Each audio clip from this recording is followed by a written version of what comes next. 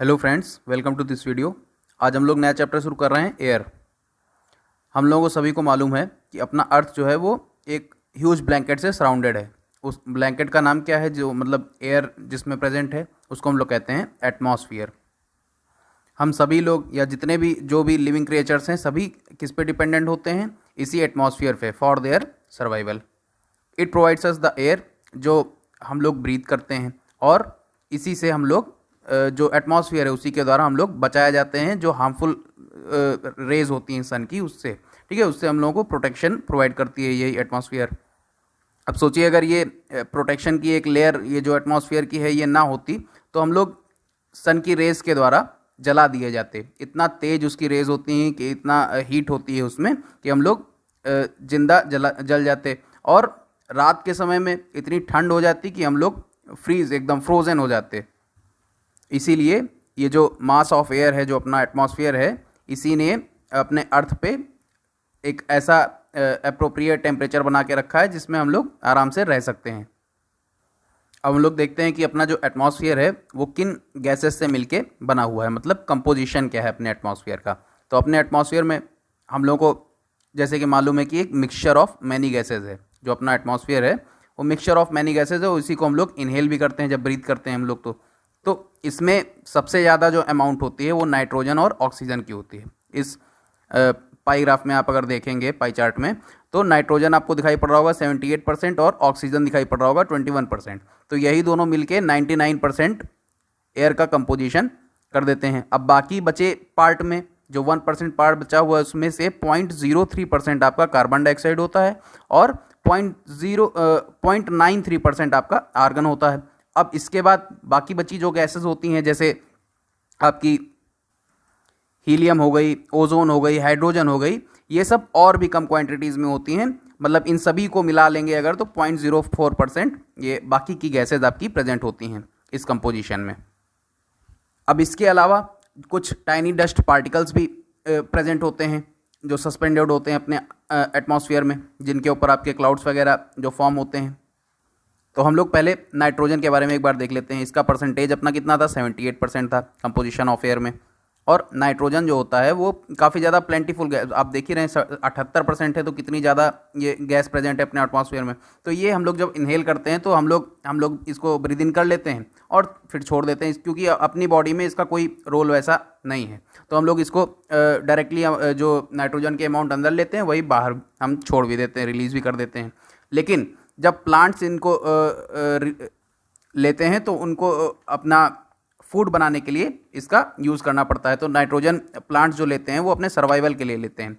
अब डायरेक्टली जैसे हम लोग इनहेल कर रहे थे उस तरह से तो प्लांट्स ले नहीं सकते नाइट्रोजन को, तो इनको चाहिए होते हैं कुछ बैक्टीरियाज, जिनको हम लोग नाइट्रोजन फिक्सिंग बैक्टीरियाज कहते हैं, जो एटमॉस्फेयर में प्रेजेंट नाइट्रोजन को फिक्स कर देते हैं। वो जो बैक्टीरियाज होते हैं इन्हीं प्लांट्स के सॉइल्स वगैरह, जो रूट्स वगैरह है उसमें रहते हैं, बाकी सॉइल वगैरह में ये सब रहते हैं। ठीक है, तो ये नाइट्रोजन को फिक्स करके उस फॉर्म में बना देते हैं, उस चेंज कर देते हैं, जिसको प्लांट्स जो है अपनी रूट्स के थ्रू एब्जॉर्ब कर सकते हैं।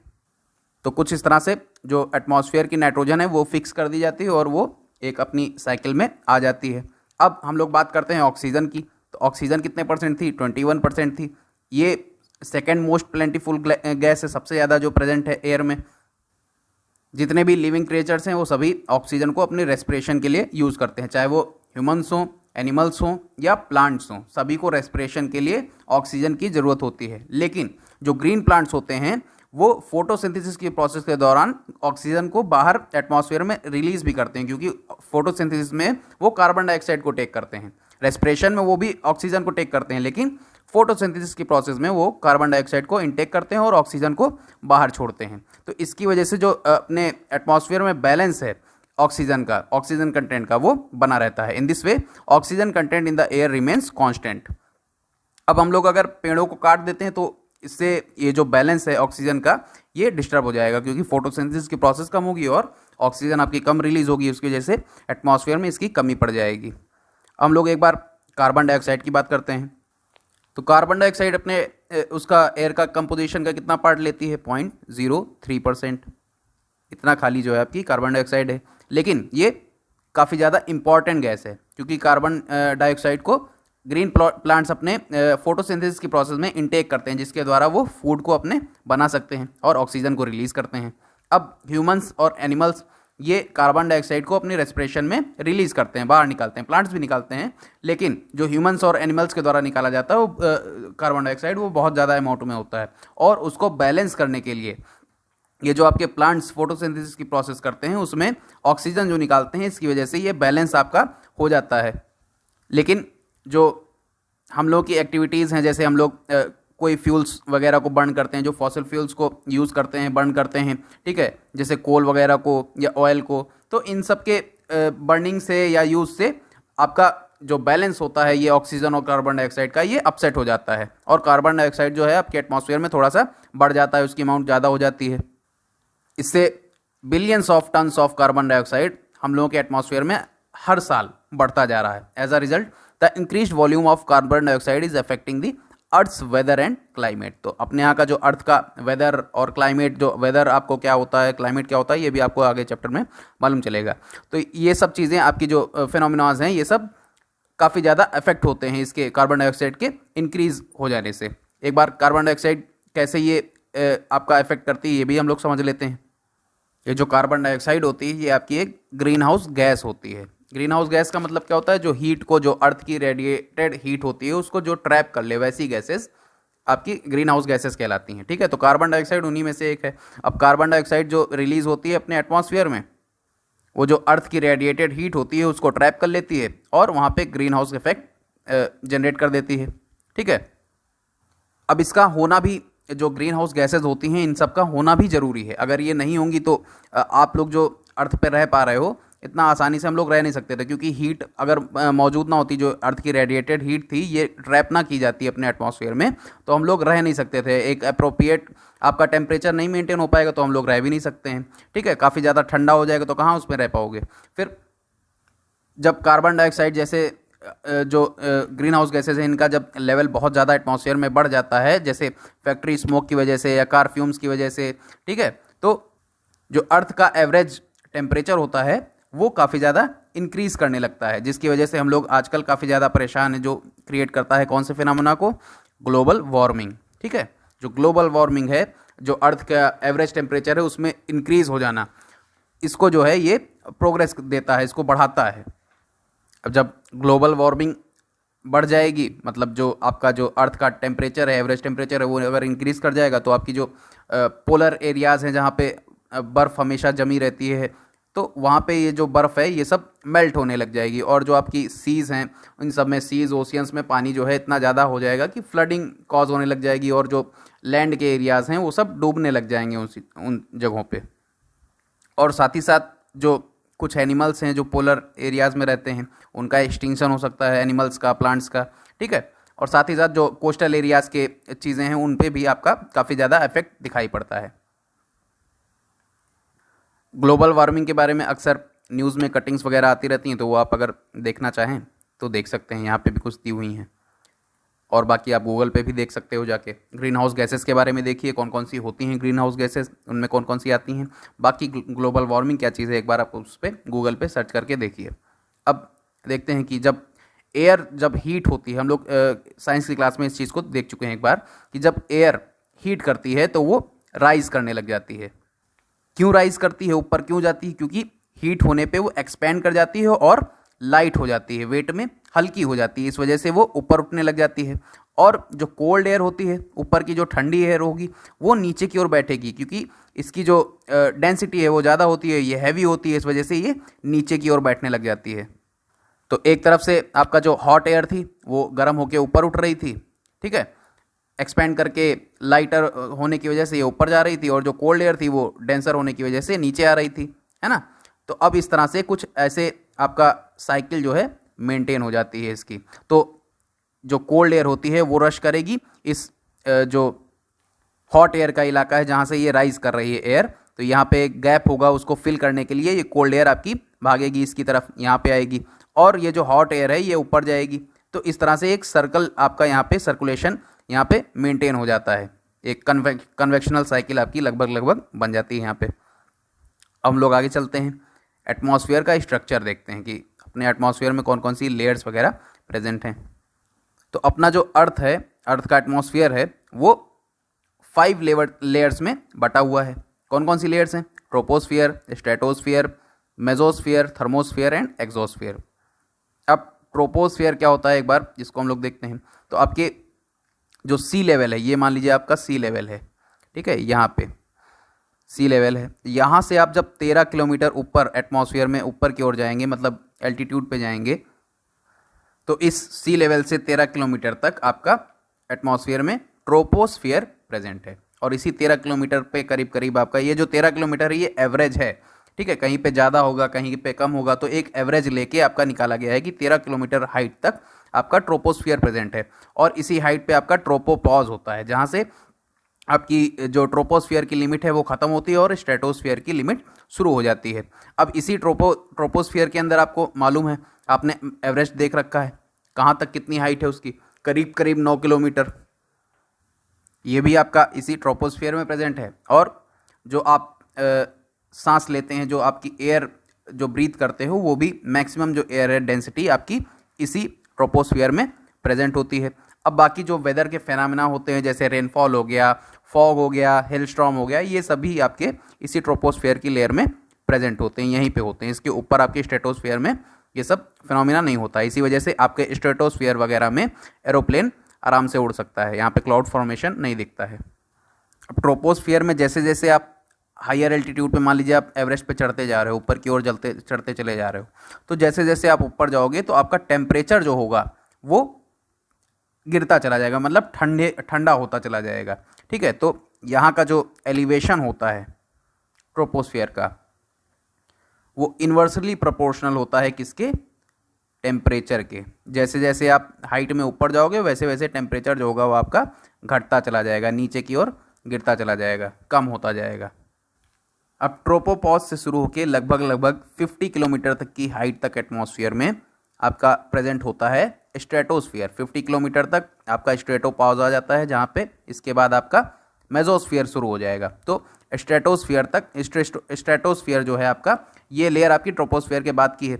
इसी लेयर में आपका प्रेजेंट होता है ओजोन लेयर। जो आपकी ओजोन लेयर होती है, जो अर्थ को सन की यूवी रेस से बचाती है, वो इसी आपके स्फीयर में, स्ट्रेटोस्फियर में प्रेजेंट होती है। कहाँ पे होती है? करीब करीब आपके 20 से 35 किलोमीटर के बीच में आपकी ये ओजोन लेयर प्रेजेंट होती है, ठीक है। ये ओजोन जो हार्मफुल यूवी रेज होती हैं सन की, उससे हम लोगों को बचाती है।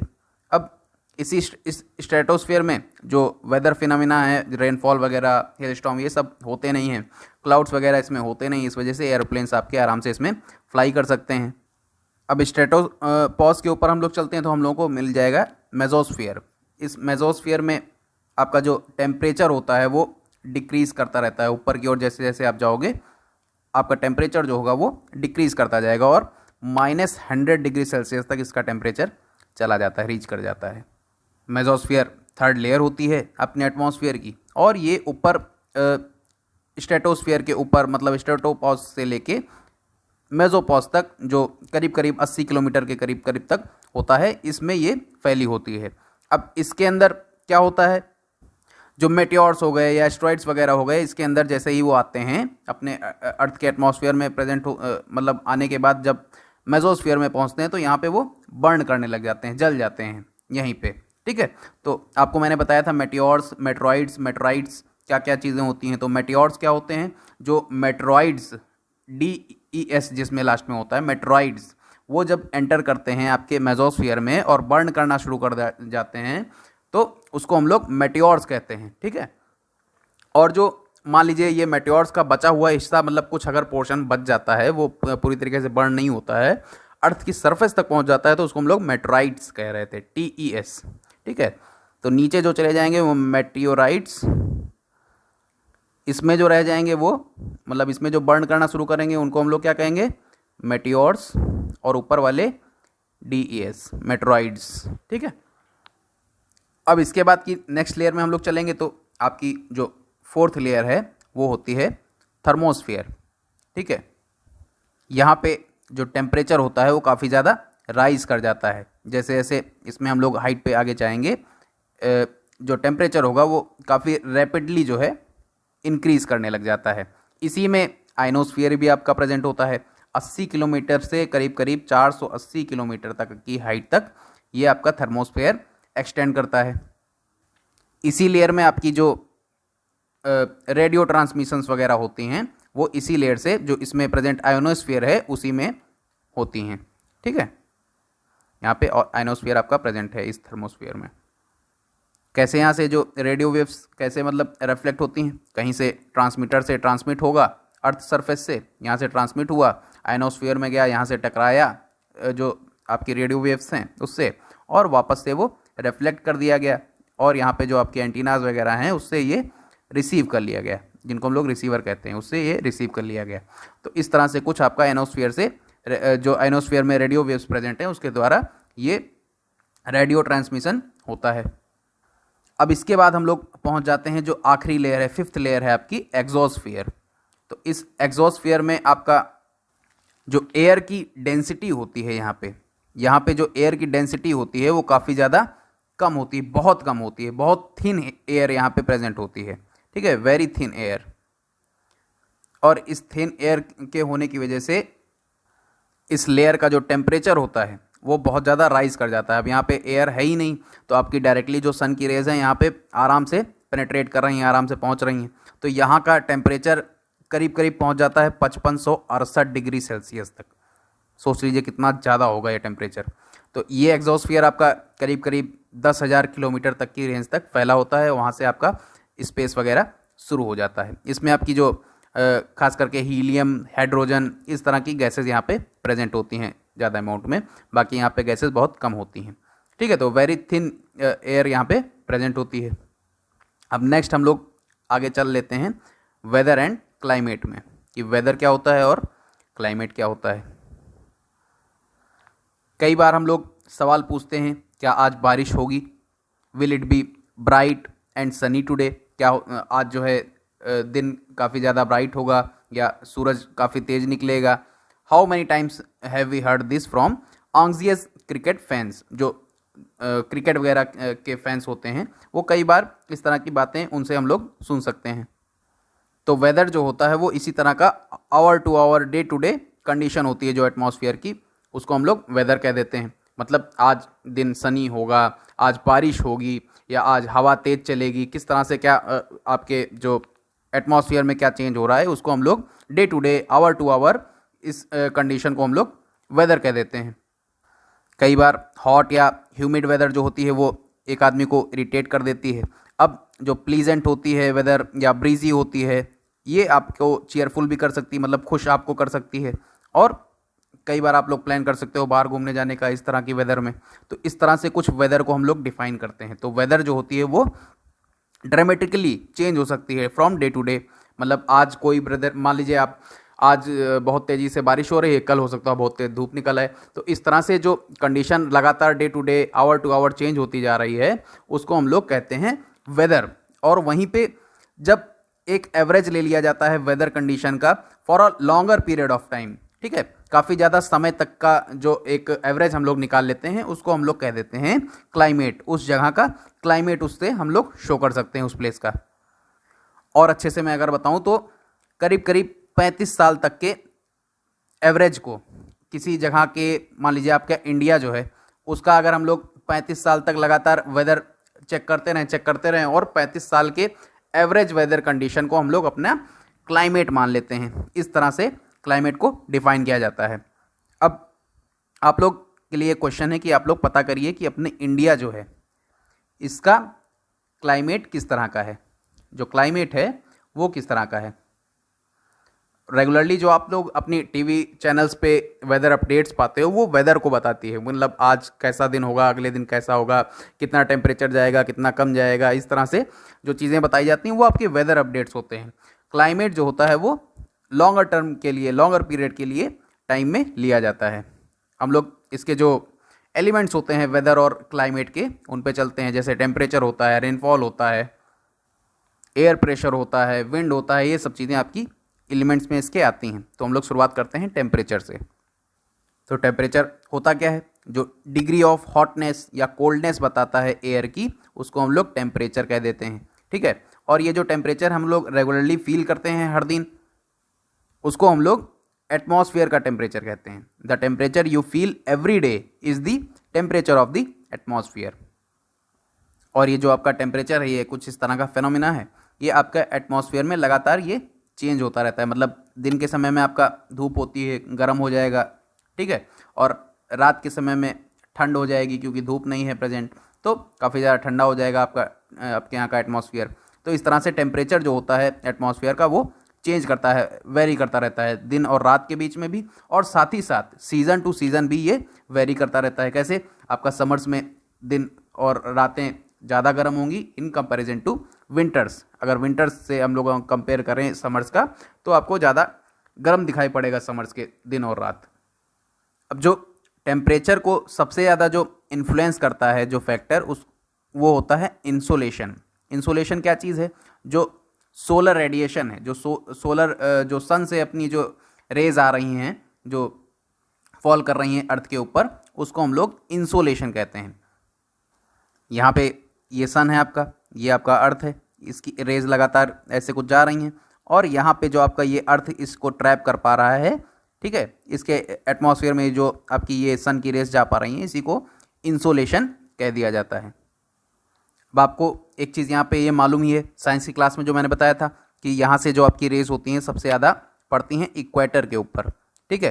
तो ये जो रेज इंसोलेशन जो जा रहा है वो सबसे ज़्यादा आपका इक्वेटर के ऊपर पड़ रहा है, और जब वो पोल्स की तरफ बढ़ता है इंसोलेशन इसका सन का, ठीक है, जो इसकी रेज हैं वो पोल्स की तरफ जब पड़ती हैं तो वो स्लैंटेड रेज पड़ती हैं, मतलब कम एनर्जी वहाँ पे जा पा रही होती है।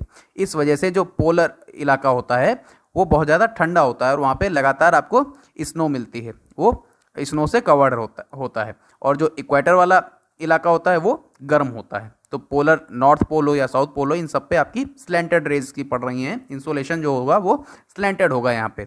इस वजह से आपके ये एरियाज दोनों बर्फ़ से ढके रहते हैं। अब मान लीजिए अगर अर्थ आपकी जो है वो बहुत ज़्यादा, अगर उसका टेम्परेचर राइज़ कर जाता है, बहुत ज़्यादा वो हीट हो जाती है, तो कई सारी क्रॉप्स होती हैं वो ग्रो नहीं कर पाएंगी, क्योंकि टेम्परेचर जो होगा वो बहुत ज़्यादा हॉट हो जाएगा। बहुत जगहों का जो इकोसिस्टम है वो काफ़ी ज़्यादा उसमें नुकसान होगा। कई सारे एनिमल्स हो सकता हो ना रह पाएँ इतनी गर्मी में, ह्यूमंस तक कई बार इतनी ज़्यादा, जब अगर मान लीजिए 50 डिग्री सेल्सियस के ऊपर तक तापमान चला जाए तो ह्यूमंस भी रहना उनके लिए भी इम्पॉसिबल हो जाएगा। फिर जो टेम्परेचर होता है सिटीज़ का वो काफ़ी ज़्यादा हाई होता है। कहाँ से? विलेजेस से, क्योंकि विलेजेस में काफ़ी ज़्यादा खुले इलाके होते हैं। सिटीज़ में क्या होता है कि जो टॉल आपकी जो बिल्डिंग्स बनी होती हैं वो काफ़ी ज़्यादा हीट को ट्रैप कर लेती हैं। फिर ग्लास डोर्स वगैरह यूज़ होते हैं जिसके अंदर हीट ट्रैप रहती है आपकी। फिर जो रोड्स होती हैं उन पे कंक्रीट वगैरह पड़ा होता है, तो डायरेक्टली सॉइल नहीं होती जो रेडिएट कर पाए हीट को। ये जो रोड्स आपकी शहरों में कंक्रीट की, एसफाल्ट की, इन सब चीज़ों की बनी होती हैं, ये डे टाइम में खूब ज़्यादा हीट हो जाती हैं, और रात के समय में अपनी हीट को रिलीज़ करने लग जाती हैं, जिसकी वजह से रात का भी टेम्परेचर राइज़ कर जाता है। दिन का राइज़ रहता ही है और रात में भी राइज़ हो जाता है। इस वजह से जो शहर होते हैं वो आपके ज़्यादा गर्म होते हैं इन कंपैरिजन टू विलेजेस। अब कई बार आपने देखा होगा कि गाँव में थोड़ा वाटर बॉडीज़ वगैरह भी, जैसे तालाब हो गए, रिवर, लेक, ये सब आसपास कहीं ना कहीं कुछ ना कुछ प्रेजेंट होता है, तो उसकी वजह से भी थोड़ा सा मॉडरेट टेम्परेचर वहाँ का रहता है। और शहरों से इन सब चीज़ों की दूरी थोड़ा सा ज़्यादा होती है, तालाब वगैरह दिखने को ही नहीं मिलेंगे आपको, तो इसलिए यहाँ का भी टेम्परेचर जो होता है आपका वो राइज़ करता है। अब जो टेम्परेचर को नापने के लिए हम लोग जिस चीज़ का यूज़ करते हैं उसको आपको मालूम ही है, थर्मोमीटर के यूज़ करते हैं। और थर्मोमीटर को यूज़ किया जाता है डिग्री ऑफ हॉटनेस बताने के लिए, टेम्परेचर की डिग्री ऑफ हॉटनेस बताने के लिए। और इसकी जो स्टैंडर्ड यूनिट होती है टेम्परेचर की वो होती है डिग्री सेल्सियस। ये किसने इन्वेंट किया था? एंडर्स सेल्सियस ने, ठीक है। On the Celsius scale the water freezes at 0 degree Celsius. अब अगर सेल्सियस स्केल पे अगर हम लोग देखते हैं तो जो वाटर है वो आपका फ्रीज करेगा कितने पे? 0 डिग्री सेल्सियस पे। ये आपको मैंने टेम्परेचर देखना उस पर डिग्री सेल्सियस की जो स्केल थी, जो थर्मोमीटर था वो आपको मैंने दिखा रखा है साइंस की क्लास में, ठीक। तो वाटर फ्रीज जो होगा वो 0 डिग्री सेल्सियस पे होगा, और बॉयल कितने पे होगा? 100 डिग्री सेल्सियस पे। अगर इसी जगह पे आपको अगर फ़ारेनहाइट में पूछ लिया जाए तो फ़ारेनहाइट में वाटर कितने पे फ्रीज करेगा? 32 डिग्री फ़ारेनहाइट पे फ्रीज हो जाएगा, ठीक है। और बॉयल कितने पे होगा? 212 डिग्री फ़ारेनहाइट पे। इसका कन्वर्जन का फॉर्मूला भी एक बार आप लोग देख लीजिए। अगर आपको फ़ारेनहाइट में कन्वर्ट करना है तो F = क्या होता है? 9/5 C+32। अब इसी को आप अगर अपोजिट करके रख लोगे तो सेल्सियस भी निकाल सकते हो। सेल्सियस इक्वल्स टू क्या होता है 5/9, ठीक है, और F-32, ठीक है, ये था 5/9। तो इस तरह से आप कुछ कन्वर्जन भी इसका कर सकते हो। आगे चलते हैं हम लोग। नेक्स्ट एलिमेंट क्या था? Air pressure. तो एयर प्रेशर को नापने के लिए पहले तो ये जान लीजिए कि एयर प्रेशर को नापने के लिए जो इंस्ट्रूमेंट यूज होता है उसको हम लोग कहते हैं बैरोमीटर। और बैरोमीटर का इन्वेंशन किया था गैलीलियो और उनके स्टूडेंट थे टॉरिसेली। इन्होंने 1643 में 1643 में इसका इन्वेंशन किया था एयर प्रेशर को नापने का। अब एयर प्रेशर होता क्या है इसको हम लोग समझते हैं। ये जो अपने एटमॉस्फेयर में आपने डेंसिटी देखी थी, एटमॉस्फेयर में गैसेस की जो डेंसिटी थी सबसे ज़्यादा आपके ट्रोपोस्फेयर में डेंस था, तो यही आपका एक्सर्ट करता है क्या? प्रेशर। ठीक है, किसके ऊपर? अर्थ की सरफेस के ऊपर। तो air pressure is defined as the pressure exerted by the weight of air on the earth surface. अब जैसे जैसे एटमॉस्फेयर में एटमॉस्फेरिक जो लेयर्स हैं उनमें आप ऊपर जाते जाओगे या एल्टीट्यूड्स पे जाते जाओगे, पहाड़ों पे ऊपर चढ़ते जाओगे, तो प्रेशर जो होगा वो रैपिडली फॉल करेगा, प्रेशर बहुत तेज़ी से गिरेगा, क्योंकि जो एयर की डेंसिटी है, जो गैसेस की डेंसिटी है वो कम होती रहती है। ऊपर जैसे जैसे आप जाओगे तो एयर जो होगी वो लेस डेंस हो जाएगी। ठीक है, जो उसकी डेंसिटी है सबसे ज़्यादा आपकी सी लेवल पे प्रेजेंट होती है। तो इसीलिए सबसे ज़्यादा प्रेशर जो होगा वो कहाँ पे होगा? सी लेवल के ऊपर। सबसे हाईएस्ट प्रेशर वहीं पे प्रेजेंट होगा। फिर जैसे जैसे आप हाइट में ऊपर जाओगे ये प्रेशर आपका डिक्रीज करने लग जाएगा। अब हॉरिजेंटली भी इसका डिस्ट्रीब्यूशन होता है। कैसे हॉरिजेंटली? मतलब अलग अलग प्लेसेस पे। जैसे आप इंडिया में बैठे हो, यहाँ पे ले लिया आपने, प्रेशर अलग हो सकता है, यूएस में हो सकता हो अलग हो। तो इस तरह से जो लैंड जो अपनी अर्थ की सरफेस है इसके ऊपर जब आप अलग अलग जगहों पे प्रेशर को अगर नापने की कोशिश करोगे तो आपको उसमें भी चेंज दिखाई पड़ेगा। ठीक है, ऐसा क्यों होता है? ये वहाँ पे प्रेजेंट टेम्परेचर की वजह से इन्फ्लुएंस होता है। कैसा टेम्परेचर होगा? अगर ज़्यादा होगा टेम्परेचर, मतलब अगर टेम्परेचर जो है वो आपका गर्मी की तरफ है, मतलब ज़्यादा है टेम्परेचर अगर आपका, तो एयर जो होगी वो गर्म हो जाएगी और ऊपर उठने लग जाएगी। और एयर जब ऊपर उठेगी तो वहाँ पे नीचे आपका लो प्रेशर एरिया बन जाएगा। अब ये लो प्रेशर एरिया बनेगा मतलब ऊपर एयर जो गई होगी, ऊपर जाते जाते वो कंडेंस हुई होगी, ठंडी हुई होगी, और वहाँ पे आपका क्लाउड वगैरह फॉर्म हो गए होंगे। इस वजह से वहाँ का वेदर जो होगा वो थोड़ा सा वेट होगा, है ना। तो क्लाउडी स्काईज प्रेजेंट होंगे, वहाँ पे वेट वेदर होगा वहाँ पे। अब जहाँ पे जो लोअर टेम्परेचर्स होंगे, मतलब ठंडा इलाका होगा जो थोड़ा बहुत, वहाँ पे एयर जो होगी वो भी ठंडी होगी, और वो ठंडी एयर है इस वजह से वो हैवी होगी, डेंस होगी, और नीचे की ओर वो बैठेगी। ठीक है, तो heavy air sinks and creates a high pressure area, और वहाँ पे बनेगा क्या? हाई प्रेशर का एरिया। तो हाई प्रेशर का जो एरिया होता है वो आपका जब बनेगा तो ऊपर से सारी गैस तो नीचे चली आई, तो आपके क्लाउड्स वगैरह तो वहाँ फॉर्म नहीं हुए, इसलिए वहाँ के जो वेदर फिनोमेना है, थोड़ा सा क्लाउड्स वगैरह वहाँ पे क्लियर रहेंगे, वहाँ पे मतलब स्काई आपको क्लियर दिखाई पड़ेगा, सन वगैरह आपको दिखाई पड़ेगा वहाँ पे। और यहाँ पे आपका एक सर्कुलेशन, जो आपको मैंने बताया था कि जो एयर होती है वो हमेशा हाई प्रेशर से लो प्रेशर एरियाज़ की तरफ मूव करती है। ठीक, इसी मूविंग एयर को हम लोग विंड कहते हैं। अब एक चीज़ आपके दिमाग में हो सकता हो आई हो कि इतना ज़्यादा अगर प्रेशर एक्सर्ट कर रहा है अपना एटमॉस्फेयर अपने सरफेस के, अर्थ सरफेस के ऊपर, तो हम लोग भी तो यहाँ रह रहे हैं, तो हम लोग के ऊपर भी तो प्रेशर लग रहा होगा, तो हम लोग इसको फील क्यों नहीं कर पा रहे हैं? तो ये जो प्रेशर होता है ये हम लोगों के ऊपर बहुत ज़्यादा प्रेशर रियलिटी में एटमॉस्फेयर पुट करता है, लेकिन आपकी बॉडी के इंटीरियर से उसके काउंटर में उतना ही प्रेशर एक्सर्ट किया जाता है, जिसकी वजह से ये बैलेंस हो जाता है और हम लोगों को फील नहीं हो पाता है। वहीं पे जो मून है, मून के ऊपर कोई भी ये आपका जो एयर है ये सब है नहीं, तो वहाँ पे प्रेशर वगैरह भी, एयर प्रेशर वगैरह भी नहीं है। अब अगर एस्ट्रोनॉट्स वगैरह वहाँ पे बिना जो स्पेस सूट्स हैं वो पहने अगर वो वहाँ चले जाते हैं, तो जो उनकी बॉडी का अंदर का जो प्रेशर है जो बाहर की ओर एक्सर्ट हो रहा है इतना ज़्यादा हो जाएगा, उनकी ब्लड वेसल्स होंगी वो फट सकती हैं। ठीक है, तो इसीलिए उनको स्पेस सूट्स वगैरह दिए जाते हैं जिसके अंदर हवा वगैरह फिल्ड रहती है और वो आपके बॉडी के प्रेशर वगैरह को नॉर्मलाइज करती रहती है। अब हम लोग इसी हाई प्रेशर एरियाज से निकल के जो लो प्रेशर एरियाज की तरफ जो एयर जा रही थी उसको हम लोग विंड कह रहे थे, तो विंड के ऊपर हम लोग चलते हैं। और इस विंड को नापने के लिए जो इंस्ट्रूमेंट यूज़ होता है उसको हम लोग कहते हैं विंड वेन। ठीक है, विंड वेन की हेल्प से हम लोग विंड के मूवमेंट को नाप सकते हैं। ये देखिए विंड वेन कुछ इस तरह से आपको दिखाई पड़ता है। तो जो भी हाई प्रेशर एरिया से लो प्रेशर एरिया की तरफ आपका विंड जो एयर का मूवमेंट है उसको हम लोग विंड कह रहे हैं। And you can see wind at work as it blows dry leaves down the pavement और uproots trees during a storm. तो कई बार आप लोग विंड को किस तरह से देख सकते हो, मतलब उसको वर्क करते हुए कैसे देख सकते हो। आपने डेजर्ट वाले इलाके में देखा था कुछ मशरूम रॉक्स जैसे फॉर्मेशन आपके बन रहे थे। आपने अगर गूगल करके उसकी पोर्ट्रेट देखी हो, कुछ इस तरह से आपके मशरूम रॉक्स वगैरह बन रहे थे, फॉर्म हो रहे थे, ठीक है, जिसमें आपके नीचे से पूरा ये इरोजन यहाँ पे कर देती है एयर। तो ये जो एयर है जब ये वर्क करती है, विंड है जो ये वर्क करती है, तो आपने कई बार ड्राई लीव्स वगैरह को ग्राउंड्स पे उड़ते हुए देखा होगा, या कई बार जब स्टॉर्म वगैरह रहता है, मतलब बहुत तेज़ हवाएं होती हैं, तो जो पेड़ होते हैं कई बार उड़ के गिर जाते हैं, घरों की छतें वगैरह उड़ जाती हैं जहाँ पे लकड़ी वगैरह के घर बने होते हैं। और कई बार जब विंड जो होगी वो बहुत हल्की मंद मंद अगर बह रही होगी, तो आप लोग ने कई बार स्मोक वगैरह को उसमें बहते हुए देखा होगा, जो फाइन डस्ट होती है उसको बहते हुए देखा होगा। तो इस तरह से आप उसको एक बार फील कर सकते हो एयर को, क्योंकि हम लोग देख तो उसको सकते नहीं हैं। कई बार इतनी ज़्यादा तेज़ होती है हवाएं कि आप उसमें आराम से चल भी नहीं सकते हो, आपको अपनी बॉडी को होल्ड करने में ही दिक्कत हो जाती है, ठीक है। आप अम्ब्रेला को अगर लेके जा रहे हो, काफ़ी ज़्यादा तेज़ अगर विंड है तो उसको होल्ड करना भी बहुत ज़्यादा समस्या हो सकती है। उसमें भी आपका छाता कई बार उड़ जाता होगा या ऊपर की साइड फोल्ड हो जाता होगा वो।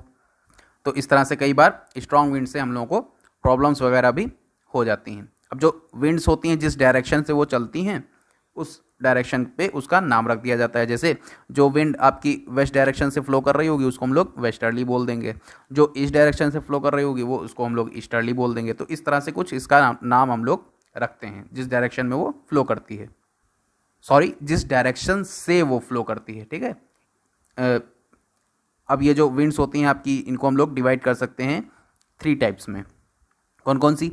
परमानेंट विंड्स होती हैं, सीजनल विंड्स होती हैं और लोकल विंड्स होती हैं। तो परमानेंट विंड्स क्या होती हैं? जो ट्रेड विंड्स होती हैं या वेस्टर्लीज होती हैं, जो ईस्टर्लीज होती हैं, इन सभी को हम लोग परमानेंट विंड कहते हैं। और ये सभी जो होती हैं ये लगातार आपके पूरे साल किसी एक पर्टिकुलर डायरेक्शन में फ्लो करती रहती हैं। अब ये जो प्रेशर बेल्ट्स का विंड सिस्टम का यहाँ पे डायग्राम दिया हुआ है, ये काफ़ी ज़्यादा हायर क्लास के लिए है आपके, लेकिन एक बार को आप चलिए देख लीजिए। यहाँ पे आपके पोल्स वगैरह प्रेजेंट होते हैं, है ना। यहाँ पे आपका नॉर्थ पोल, यहाँ पे साउथ पोल, तो ये सब पोलर एरियाज़ हैं। पोलर एरियाज़ हैं तो ठंडे इलाके हैं, इसलिए यहाँ पे क्या होगा? हाई प्रेशर होगा। आपको मैंने अभी बताया था एयर प्रेशर की वजह से जो ठंडे इलाके हैं उनमें जो एयर होगी वो डेंस होगी, नीचे की ओर बैठी होगी, तो यहाँ पे कैसा एरिया बन रहा होगा? ये हाई प्रेशर का एरिया बन रहा होगा। अब वहीं पे यहाँ पे जो 66.5 डिग्री लैटिट्यूड है आपका, करीब करीब 60 डिग्री नॉर्थ के पास आसपास का, वहाँ पे ये बनता है आपका सब पोलर लो प्रेशर बेल्ट। यहाँ पे जो बेल्ट बनेगी उसको हम लोग कहते हैं सब पोलर लो प्रेशर बेल्ट। तो पोलर इलाके से जो हवाएं, मतलब ये ठंडा इलाका है ना, ठंडे इलाके से जो हवाएं दौड़ के आएंगी लो प्रेशर बेल्ट की तरफ, हाईयर प्रेशर से लो प्रेशर की तरफ ही विंड चलती है। तो हाई प्रेशर से लो प्रेशर की तरफ दौड़ के आएंगी, तो इनको इन तरह ये सब विंड्स जो होंगी इनको हम लोग पोलर विंड्स कहते हैं, और ये ईस्टर्लीज हैं। ऐसे ही यहाँ पे भी होगा, ऐसे ही नीचे सदर्न हेमिस्फीयर में भी होगा।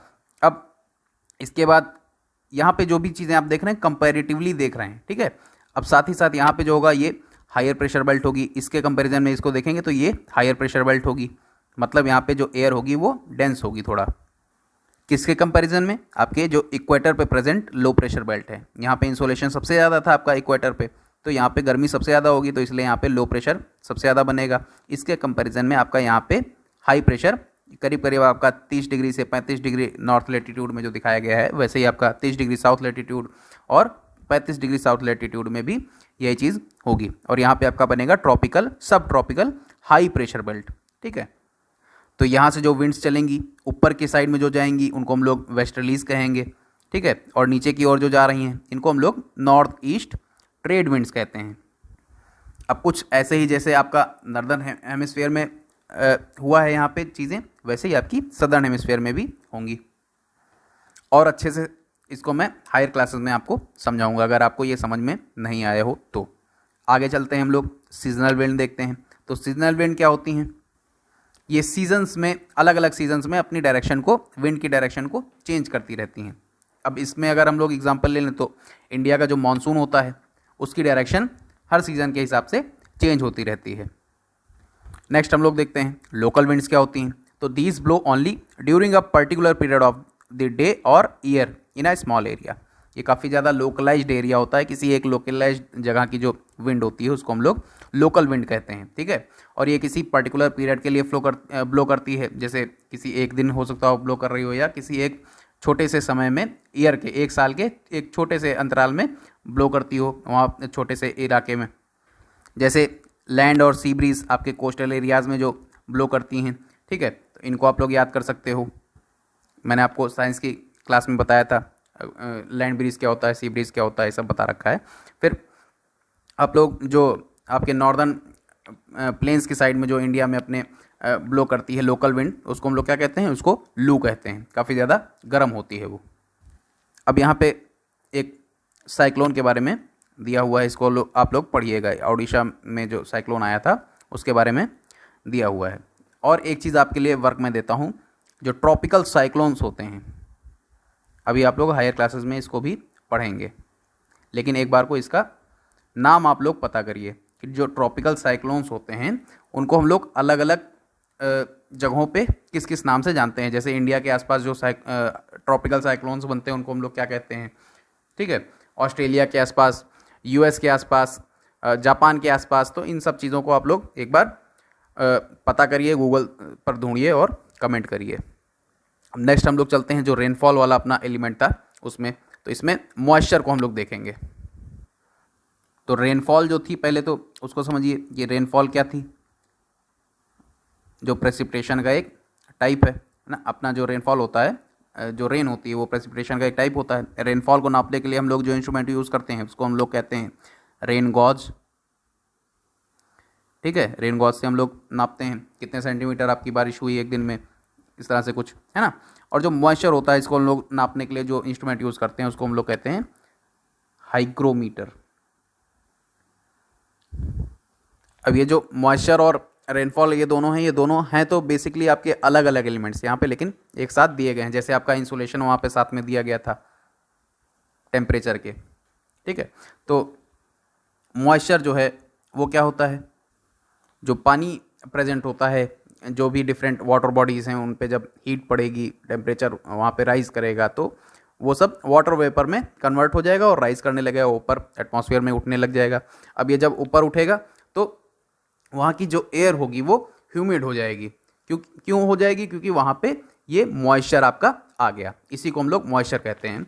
और ये जब आपके एटमॉस्फेयर में प्रेजेंट होता है, एयर में जितनी ज़्यादा इसकी क्वांटिटी होती है वहाँ पे आपका ह्यूमिडिटी उतनी हो जाती है। जब मॉइस्चर बहुत ज़्यादा होता है एयर में प्रेजेंट, तो उसको हम लोग काफ़ी ज़्यादा, मान लीजिए किसी एक दिन में बहुत ज़्यादा मॉइस्चर आपके एयर में प्रेजेंट है तो उसको हम लोग ह्यूमिड डे भी कह देते हैं। As the air gets warmer, जैसे जैसे हवा जो होती है वो गर्म होती जाती है, जो उसकी वाटर होल्डिंग कैपेसिटी होती है वो बढ़ जाती है। क्यों बढ़ जाती है? क्योंकि वो एक्सपेंड कर जाती है। जैसे जैसे वो हीट होगी वो एक्सपेंड करने लग जाएगी, और उसकी जो वाटर वेपर को रिटेन करने की जो उसकी पावर होगी, जो कैपेसिटी होगी, वो बढ़ती जाएगी।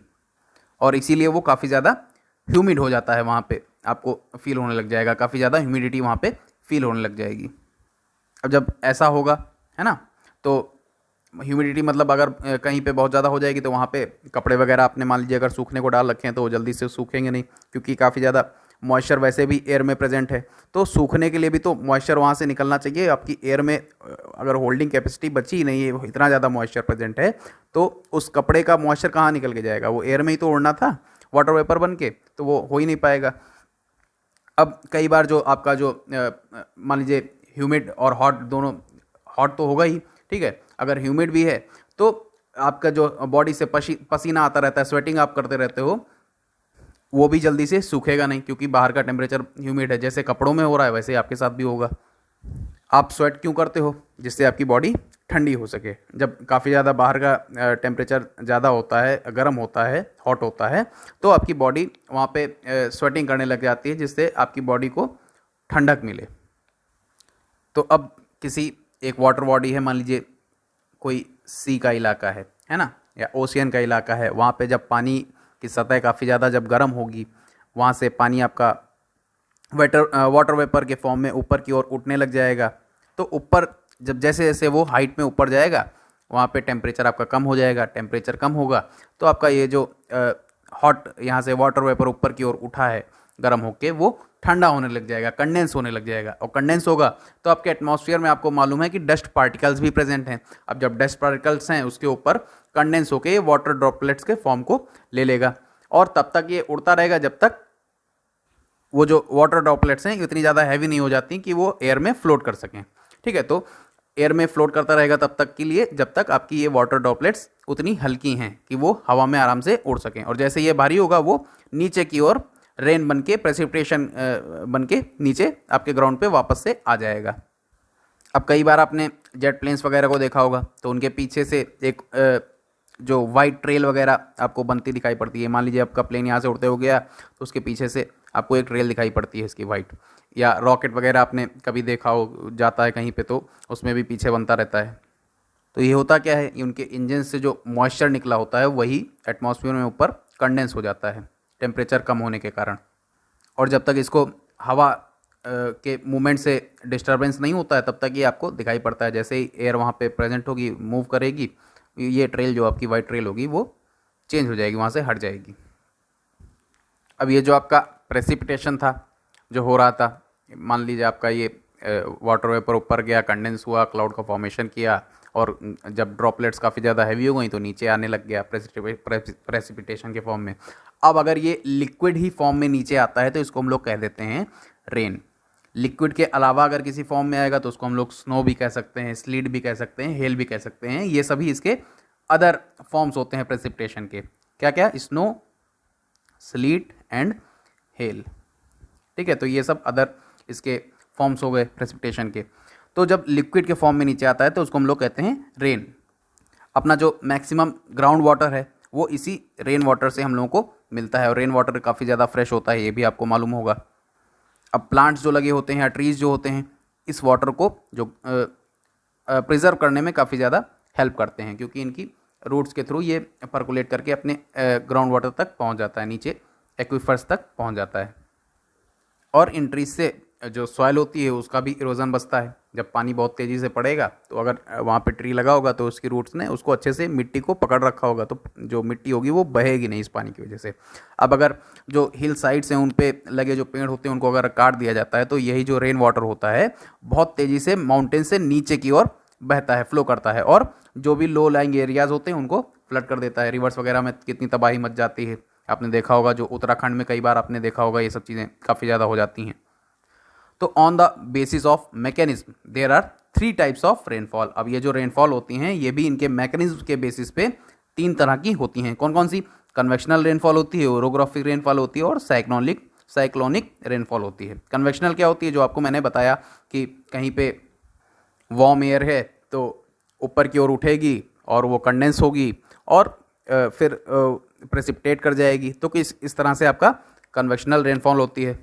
और जो आपका ओरोग्राफिक रेनफॉल होती है उसमें कोई ना कोई रिलीफ आपका प्रेजेंट होता है। जैसे माउंटेन है तो उसके ऊपर जब एयर यहाँ से फ्लो करेगी तो ये जो माउंटेन होगा वो एक बैरियर की तरह काम करेगा, और यहाँ पे एयर जो होगी वो ऊपर की ओर उठने लग जाएगी। मान लीजिए यहाँ से एयर ब्लो कर रही थी, बह रही थी नीचे इलाके से, और ये माउंटेन पड़ गया तो ये यहाँ पे बैरियर का काम यहाँ पे इसने किया, और यहाँ पे ये एयर जो होगी वो ऊपर की ओर एल्टीट्यूड में, हाइट में ऊपर की ओर जाने लग जाएगी। और जैसे जैसे ऊपर जाएगी ये आपकी कंडेंस होने लग जाएगी, क्लाउड का फॉर्मेशन कर लेगी, और वहाँ पे ये प्रेसिपिटेट करने लग जाएगी, रेन ड्रॉप्स के फॉर्म में आ जाएगी नीचे। तो ये आपका हो गया क्या? ओरोग्राफिक या रिलीफ रेनफॉल। अब इसके बाद जो साइक्लोनिक रेनफॉल होती है इसमें क्या होता है? इसमें 2 फ्रंट्स मिलते हैं, जैसे कोल्ड एयर का फ्रंट मिल जाएगा या वार्म एयर, ये दोनों जब आपस में टकराएंगे, मिलेंगे, तो यहाँ पे भी आपका क्लाउड्स वगैरह का फॉर्मेशन होगा, और यहाँ पे काफ़ी ज़्यादा तेज़ बारिश आपको देखने को मिलेगी। जो कोल्ड एयर होगी ये ड्राई भी होगी, और जो वार्म होगी एयर वो मॉइस्ट होगी। ये आपको मैंने बताया है क्योंकि जो वाटर वेपर का कंटेंट है इसके अंदर प्रेजेंट होगा, और ये जो कोल्ड एयर है ये भारी होगी और नीचे की ओर बैठती रहती है। कन्वेक्शनल रेनफॉल में कुछ इस तरह से आपका था। कन्वेक्शनल रेनफॉल में नहीं, सॉरी, कन्वेक्शन जो साइकिल होती है, जो एयर जिसमें फ्लो करती रहती है, लो प्रेशर हाई प्रेशर, ये जो हाई प्रेशर से लो प्रेशर की तरफ विंड ब्लो करती है उसमें जिस तरह से होता है।